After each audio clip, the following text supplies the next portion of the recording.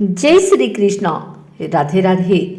आइए सुनते हैं आज शनिवार के दिन शनिदेव और माँ लक्ष्मी की रोचक कथा।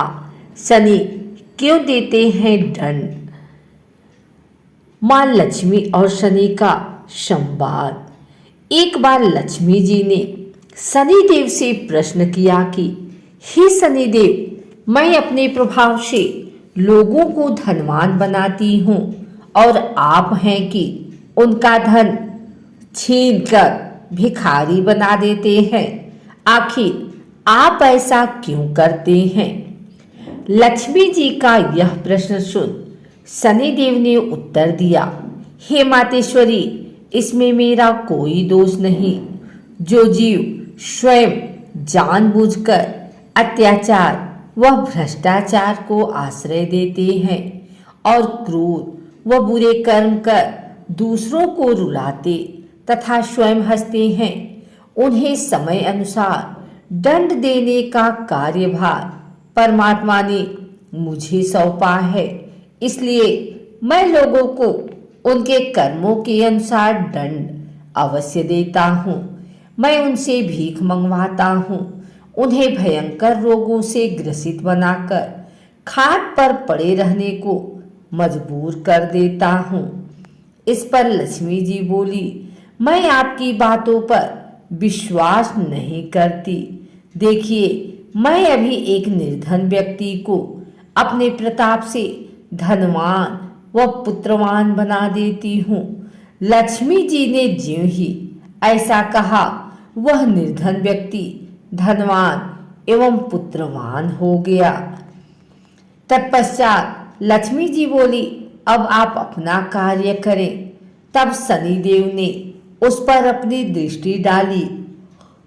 तत्काल उस धनवान का गौरव व धन सब नष्ट हो गया। उसकी ऐसी दशा बन गई कि वह पहले वाली जगह पर आकर पुनः भीख मांगने लगा। यह देख लक्ष्मी जी चकित रह गई। वे शनिदेव से बोली कि इसका कारण मुझे विस्तार से बताएं। तब शनिदेव ने बताया, हे मातेश्वरी, यह वह इंसान है जिसने पहले गांव के गांव उजाड़ डाले थे, जगह जगह आग लगाई थी। यह महान अत्याचारी पापी व निर्जल जीव है।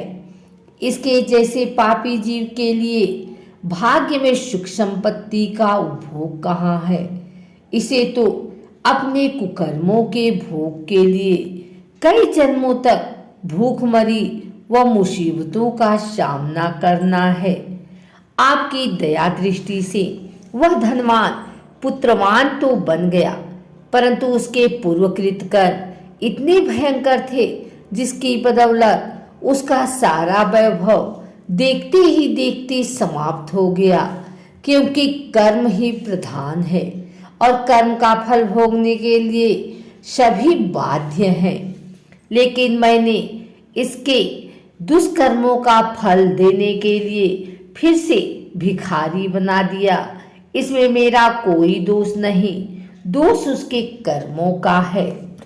शनिदेव जी पुनः बोले, हे मातेश्वरी, ऐसा शुभकर्मी जीवों को प्राप्त होता है जो लोग महान, सदाचारी, तपस्वी, परोपकारी, दान देने वाले होते हैं, जो सदा दूसरों की भलाई करते हैं और भगवान के भक्त होते हैं। वे ही अगले जन्म में ऐश्वर्यवान होते हैं। मैं उनके शुभ कर्मों के अनुसार ही उनके धन धान्य की वृद्धि करता हूँ। वे शुभकर्मी पुनः उस कमाए धन का दान करते हैं, मंदिर व धर्मशाला आदि बनवाकर अपने पुण्य में वृद्धि करते हैं। इस प्रकार वे कई जन्मों तक ऐश्वर्य भोगते हैं। हे मातेश्वरी, अनेक मनुष्य धन के लोभ में पड़कर ऐश्वर्य का जीवन जीने के लिए तरह तरह के गलत कर्म कर बैठते हैं, जिसका नतीजा यह निकलता है कि वे स्वयं अपने कई जन्म बिगाड़ लेते हैं। भले ही मनुष्य को अपना काम खाकर अपना जीवन यापन कर लेना चाहिए, लेकिन बुरे कर्म करने से पहले हर मनुष्य को यह सोच लेना चाहिए कि इसका परिणाम भी उसे खुद ही भोगना पड़ेगा।